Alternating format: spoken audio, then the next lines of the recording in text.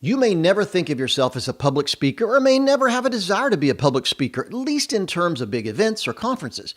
But the truth is, if you want to be a leader at some point in your career, you will need to speak to people. It may be your team, it may be your department, and in many cases, it will be people you don't even know. So that's why whether you want to be a great conference or event speaker, or you just want to be a leader, these 10 important concepts for helping improve your public speaking are absolutely critical to your career.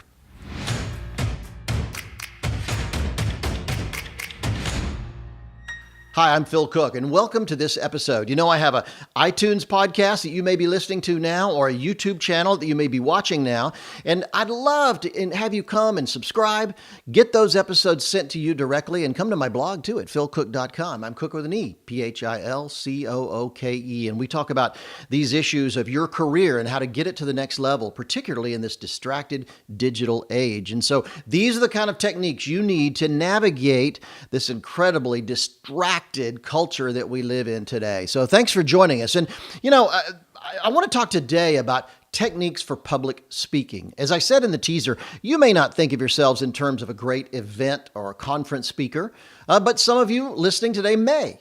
Although, if you want to be a leader, you're still going to have to talk publicly. As I said in the teaser, it may be your team, it may be a department, it may be to people you don't know somewhere else. But the truth is, at some point in our career, we're going to have to get up in front of people and express ourselves, share our message. And you never know when it will happen. You know, the first public speaking gig I ever got, I was in my 20s and I was actually working for a conference. It was a media conference.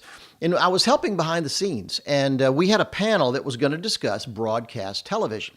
And so I was working particularly with that group to help that panel get going, and it was 5 speakers. And the people that founded the conference had made a mistake, in my opinion, because they brought in super high-level guys that had big names, but they weren't the grassroots, trenches guys that helped you know how to produce a program, which is what the workshop was about.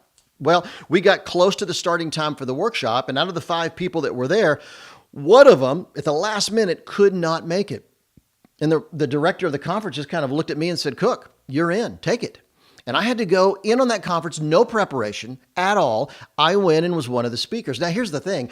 The other 4 were guys that, like I said, they were famous, they were well known. Me, not so much, but I knew the practical trenches techniques of how to produce programs. And so they all spoke and gave these visionary talks about why we need to be involved in television and why it matters.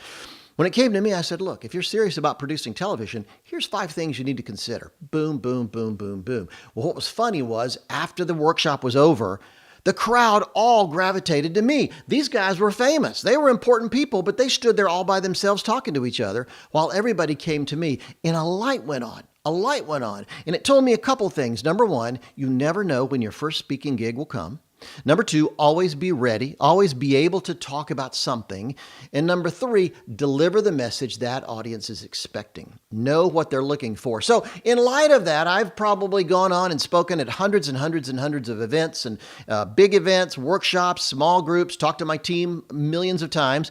And out of that, I really want to share some of the 10 biggest things that I've seen that hold speakers back. And if you can master these, I think it'll be a dramatic difference whether you're speaking to a crowd or whether you're speaking to your team. So get a pencil and paper. We're going to write this stuff down because I think it's very important. Number 1, stop using fill-in words like like, you know.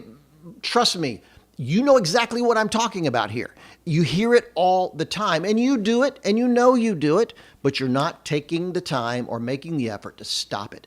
Honestly, I'm going to tell you something. Of all the mistakes you could make in speaking, nothing makes you sound less prepared, nothing makes you sound more ignorant, if I can be that bold, than someone who's constantly using fill-in words. Now, there's a lot of theories why we do it. One of them happens to be that we have a generation of people that's grown up in this incredibly noisy culture, and they believe that silence is bad. So when they get to a place where they need to naturally pause or they lose themselves in the talk and need a minute to regroup or a few seconds to regroup, they just start filling it in with words that are meaningless, that don't mean anything. I'm going to tell you something. In a noisy culture, we value silence. It's perfectly okay for there to be a pause and there to be a quiet moment in your conversation. I always tell actors when I'm directing actors, I tell them, the scene where you get angry and mad is only powerful because of the scene where you were really, really quiet. It's the contrast that has the power. So if you're constantly filling in dialogue with words like, like, so, people are just going to hear this monotone and it's going to go right past them. So really put an effort into this. Don't just say you're going to do it. Put an effort into this because it's a huge problem out there, even in our everyday conversations and everyday language. Get rid of fill-in words because it really distracts enormously from what you're trying to say. Number 2, don't get obsessed with your notes. I went to hear a speaker the other night. It was really interesting. He never looked up once. He was so focused on his notes that he never looked up. He didn't look at the reaction of the audience. He didn't look at anybody's face. He made no connection with the audience whatsoever. Now, I understand because I write better than I speak. If I have the time to sit down and think it through, I can write much better than I can just speak out on a podium. And that makes me want to sometimes read it because I'm sure I can write it to make it sound better. And a lot of people feel that way. In fact, I went to a presentation last night where a guy was pretty much that way. And what he said was beautiful, but he was reading it and he didn't connect with the audience. Here's the thing. Prepare. Practice. Get off your notes. There's nothing like preparation. You'd be amazed at the number of times people speak and figure, I'm fine. I'm okay. I got this. No. I go into my office when nobody's there. I get a podium like this tall table. I make it like a podium, put my notes there, and I practice walking away. I practice looking up and then coming back and finding where I'm at. Get comfortable with your talk, and that way you're not so obsessed with your notes. Number 3, don't let unexpected things throw you off balance. As I said before, I've spoken at hundreds of conferences and events, and I've seen everything. I've seen the lights go off by mistake in the middle of a talk. I've had my microphone go out. I've had my headset mic fall off. I was at a conference one time where I was speaking and a set piece fell over. You just never know what's going to happen. And what happens particularly if something goes wrong, especially right as you're getting ready to walk up on the stage, man, it can really throw you. Another reason to be so comfortable with your talk that those kind of distractions don't really matter. And here's my suggestion. If something terrible happens like that, don't ignore it because people in the audience just saw something, a set piece fall over or your mic fall off or something. Make a joke about it. Just have a little fun with it. Pause, make a little joke. And don't dwell too long on it because eventually they want to get back to your talk. That's why they came. But don't ignore it. So often something strange will happen. I've been in conferences or events where there's a crazy person in the audience and they blurt out something stupid or they yell or come up to the front. There's so many options for things like that. I was at one event, I was directing a television event in Minnesota, I think, 30 years ago probably. And I'll never forget when right before the speaker was coming up to the stage, some guy on the front row looked around at these 15,000 people and thought, oh my gosh, I've got to take advantage of this. So he went running up to the stage, jumped up on stage, and he started speaking. He loved it. He was having a moment. And security wondered, should we drag this guy off? I was directing the television. I thought, should we pull this guy? But about 30 seconds or maybe 45 seconds in, the main speaker walked out on stage, put his arm around the guy and said, hey man, thanks so much for warming up the crowd for me. Everybody in the audience knew that was a masterstroke. They all applauded. They all laughed. They had a great moment. This guy was not embarrassed. He went back, sat down, was never a problem for the rest of the night.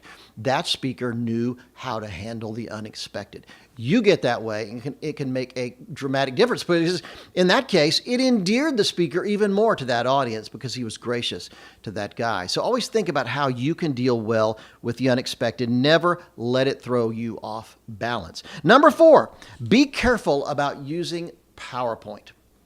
Be careful about using PowerPoint. I just think too many people jump into PowerPoint too early. I use it a lot because a lot of my talks, because I'm a media guy, a lot of my presentations have video clips, so they have a lot of photos, and I want to share that technology and all that media with people. So I use PowerPoint. I use Mac Keynote more than anything, but I use that presentation software quite a bit.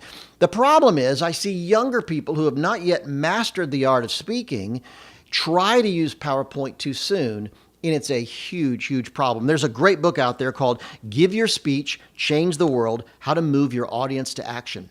And the premise of the whole book is become a great speaker first, then start practicing with PowerPoint, Keynote, whatever software you want to use. I just see too many people that instead of spending time practicing their talk, they're spending all their time trying to find photographs or trying to get the right font or trying to set the stage or design their slide. And they get obsessed with that. And lo and behold, their talk time comes and they've not done any preparation on their real talk. They've not actually practiced it very much. So really, really, really, this is so important. Listen, become a great speaker first. Hold off using PowerPoint, hold off using Keynote and other software until you've really mastered the art of speaking. They're great tools. Don't get me wrong. They're great tools, but nothing is worse. In fact, I'll do a podcast soon on how to use presentation software because it's such an art form. It's such an incredible art form that we need to know how to do it. So just to hold off and become a great speaker first. Number 5, make eye contact with the audience. I see this a lot. I see speakers who, this is kind of funny, and I kind of understand this, who they're uncomfortable looking at people because people are responding. So they'll either get obsessed with their notes, like I talked about before, or in some cases, they'll look at the back wall. This is something I find interesting because I started doing this early on in my career. I would just look at the back wall because I didn't get any, distracting reactions from people. Let me tell you something. If you're going to connect with the audience, you have to connect with your eyes. You have to look people in the eye. That's so very, very important to do. And just, there's really, the only way to overcome it is just practice. Look at people. And what I generally do is I'll zone in on somebody who's really responding. Trust me, in every talk you do, somebody out there is really getting, really engaged. And they're looking at you, they're making notes, they're smiling. I'm telling you, I find that person and I really lock in on that person. Sometimes it's 2, 3, 4 people, whatever it is, I will really look at those people because that encourages me and it inspires me. So it's very important to connect with the audience. And by the way, when it comes to connecting with the audience, think in terms of speaking to one person. I always say on video, especially when I'm doing my podcast or if I'm directing someone on television or on film and they're doing a teaching or some kind of a lecture, a sermon maybe, I always tell them, don't think of the masses of people out there. Think of one person. Think of one person. I went so far a couple times to put a ball cap on top of a video camera just to remind the speaker that that's a person out there. That's Bob in Detroit. That may be Betty in New York, whoever. Don't think of speaking to thousands of people. Think of speaking to one person. It'll make a dramatic difference. Number 6, make sure your speaking voice is the same thing as your real voice. Now, this sounds weird, I know, but I know people that the minute the red light of a camera comes on, or the minute they walk out on stage, they switch gears into some voice that's not them. Maybe it's a radio voice that sounds something like this. Or maybe it's a big God voice because they want to be perceived as a big-time preacher or speaker. Whatever it is, it's unnatural. I know one speaker that does it so badly, his teenage daughter jokes with him about it. It's not natural at all, and yet people drift into that because they feel like it's a voice that expresses them better or more powerfully. Don't do it. People came to hear you. Your voice matters. In my case, I don't have a great voice. I'm always embarrassed. I make jokes about sounding like Barney Fife from Andy of Mayberry. I just don't like my voice. And research indicates most people, when they hear their voice, don't like it. But don't try to shift it into something it's not. Certainly you could take voice training. Certainly you should practice your breathing. But the fact is, be you. People want you to be you. So that's very, very important. Number 7. Don't get stuck behind the podium. Now, a lot of these things are linked. Sometimes when you're obsessed by your notes, you're afraid to move. Sometimes if you're afraid to look at the audience, you're afraid to move. Sometimes if you're uncomfortable with your talk, you're afraid to move. And people tend to get locked behind the stage, behind a podium. I'm telling you, that break free of the podium. Break free of the podium. I think, too many speakers look like they're bolted to the floor. But God created us to move. And if you want to make that connection with the audience, if you want to be seen as natural and authentic, walk around. Now, this takes practice. This takes practice because you have to be able to come back to your notes if you need to. You have to be able to come back to your PowerPoint if you're using that, whatever. But the truth is, get comfortable walking around. Nothing is more natural and more appealing than a speaker who walks around the podium, puts his elbow on the podium, and just talks. A podium is a barrier between people. It's a barrier between you and the audience. And the more time you can spend outside of that barrier or in front of that barrier, the better. So don't get bolted to the floor.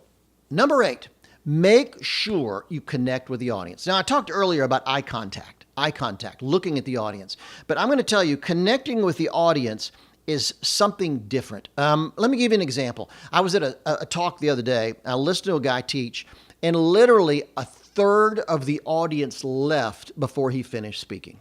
A third of the audience left. Obviously, he wasn't connecting with the audience. I always am hyper-focused on the expectations of the audience. Before I speak anywhere, I always ask the director or whoever brought me in, I ask them who's in the audience, what their interests are, why they came, what the theme of the conference may be.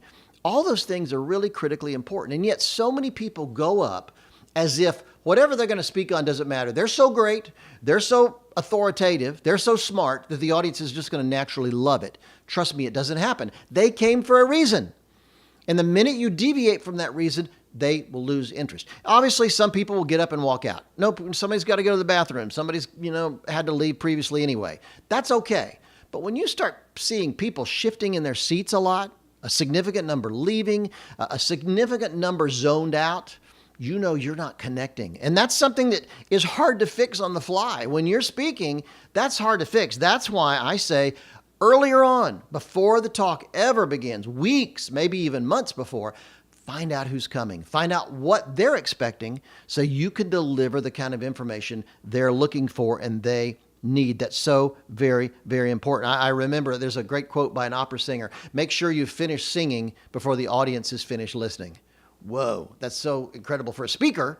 Make sure you finish speaking before the audience is finished listening.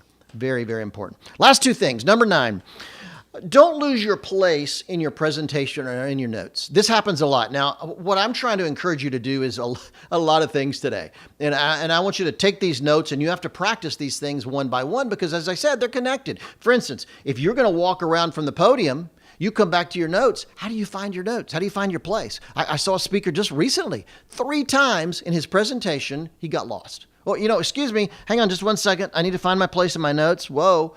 How unprepared and unprofessional does that make you look? And yet it happens more than you think. I see preachers do it. I see public speakers do it. I see conference speakers do it. They just get lost in their notes. So here's what I do. I always print out my notes in really big letters because remember, you're not reading them like normal. You're standing behind a podium. You're walking around. You're looking at them from a distance.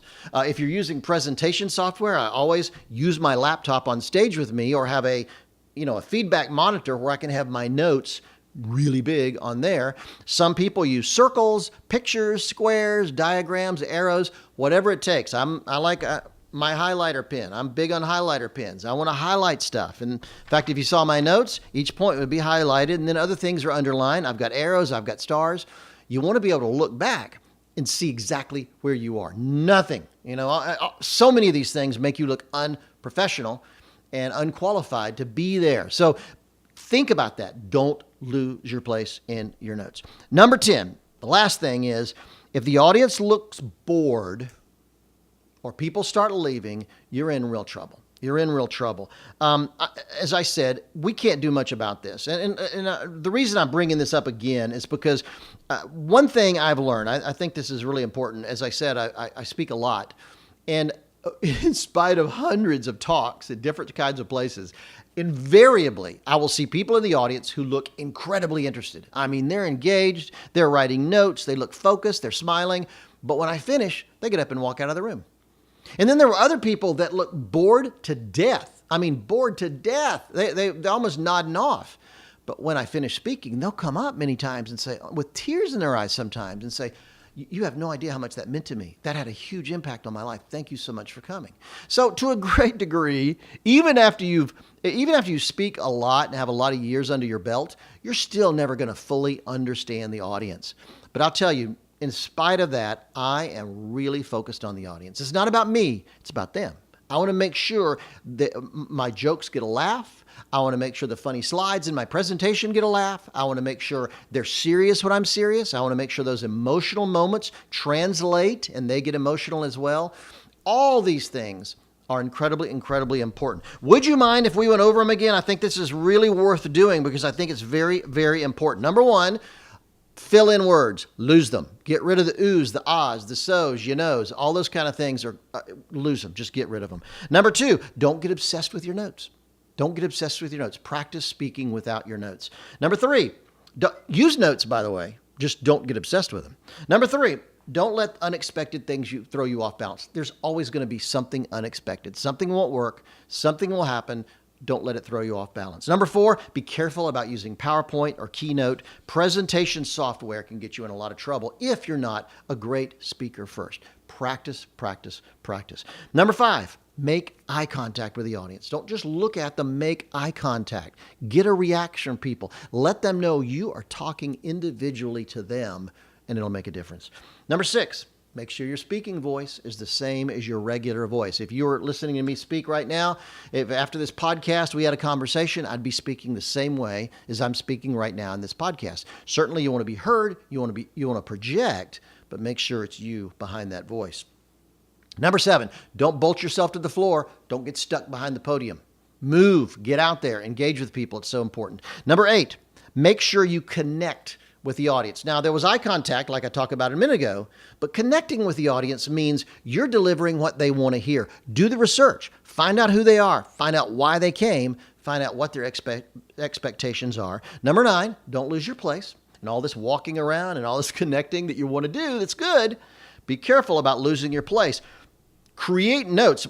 I've thought about writing a book sometime just with notes of some of the greatest speakers of our age, because you can't believe it. A lot of my friends are speakers, preachers, speakers, motivation guys, and I love seeing their notes because everybody's a little different. Figure out what works for you so that you never get lost.